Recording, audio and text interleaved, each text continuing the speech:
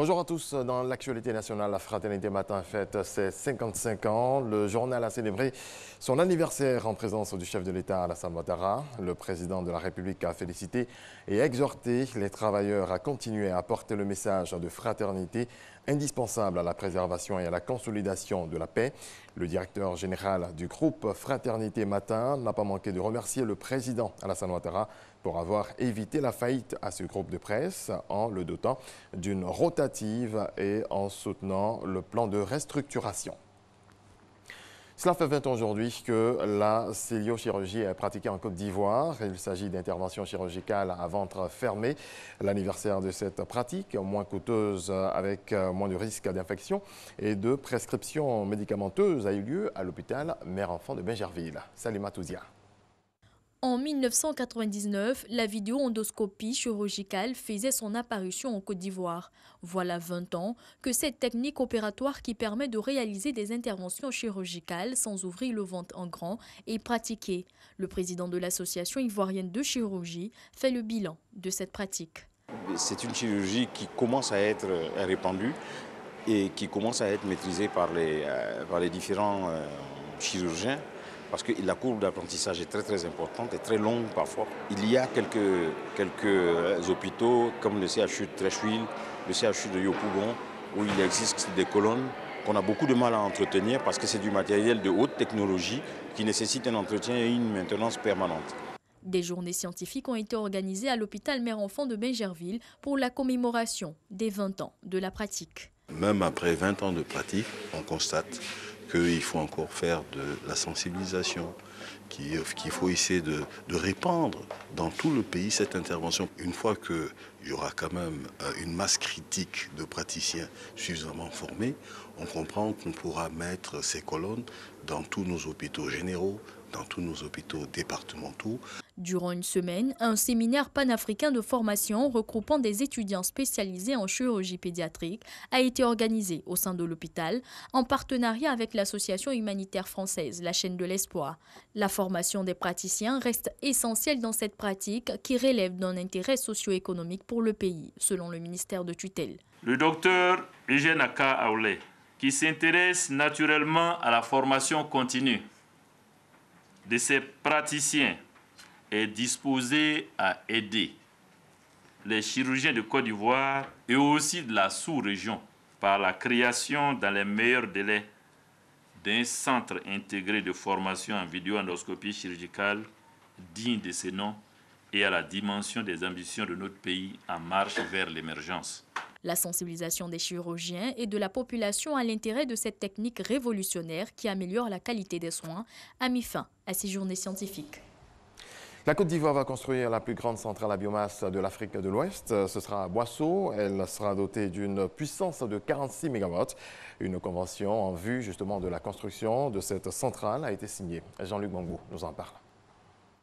Initié depuis 2012 par un grand groupe privé ivoirien, le projet de centrale biomasse BioVea vient de recevoir l'accord du gouvernement ivoirien pour sa construction à Aboisseau, à 116 km d'Abidjan, dans la région du Sud Comoé.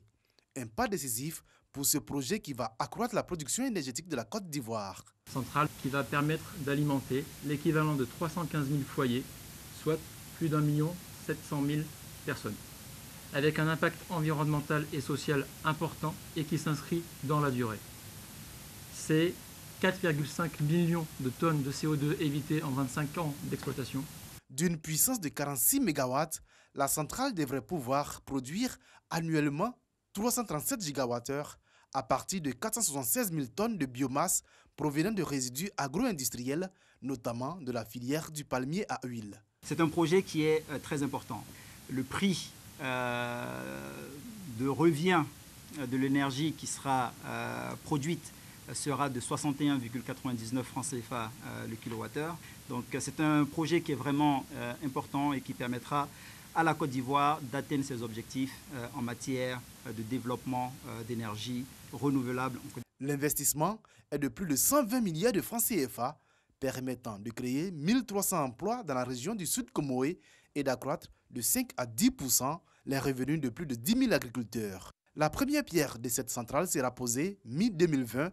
Elle devrait pouvoir être fonctionnelle à partir de 2023. Créer des ponts et consolider les relations entre différents pays africains, tel est l'objectif principal de Village Maroc, un événement riche et multiculturel qui s'est tenu à Abidjan. Patricia Omouitia. Décor féerique, grandeur nature, pour faire découvrir aux invités les trésors et secrets marocains. C'est dans ce décor que la deuxième édition de l'événement Village du Maroc a ouvert ses portes. Ça, c'est une très bonne initiative et ça va permettre à tous les invités d'apprendre à se connaître et permettre la cohésion entre nos deux peuples. Deux pays qui sont voués à mieux se connaître. Et l'un des vecteurs essentiels, c'est bien sûr la culture. On a ici le Maroc en miniature, en quelque sorte, avec toutes ses nuances et sa diversité. Le Village du Maroc, c'est aussi cette vision qui invite à l'ouverture sur l'Afrique, mais également le développement des relations économiques et sociales entre les pays du Sud. Un programme à l'image de l'Afrique, riche et multiculturel, démontré ici à travers l'art et la culture. Cette deuxième édition s'attend d'abord à célébrer les liens de fraternité qu'a le Maroc avec la Côte d'Ivoire. On a essayé d'emmener l'âme du Maroc au cœur d'Abidjan, mais aussi de créer une plateforme d'échange B2B. Aujourd'hui, nous voulons apporter un peu de culture marocaine en Côte d'Ivoire pour la partager avec nos frères et sœurs ivoiriens. Et c'est une occasion d'échanger et de montrer un petit peu les facettes du Maroc, que ce soit l'artisanat, la gastronomie, le design. Cet événement a été marqué par un défilé inédit, signé des deux des plus grands noms de la mode et de la création dans nos deux pays, à savoir Albert Wakne et Eli Kwame. Le public a eu l'occasion d'assister à un grand moment de magie musicale réunissant la majestueuse Oum. 3 jours durant, cette deuxième édition du Village du Maroc a été meublée par des panels, des conférences et des concerts. Toutes ces activités sont de nombreuses confirmations des relations solides et inébranlables entre le Royaume du Maroc et la Côte d'Ivoire. Et voilà que marque la fin de ce rendez-vous de l'actualité. Nous serons de retour à 6h30.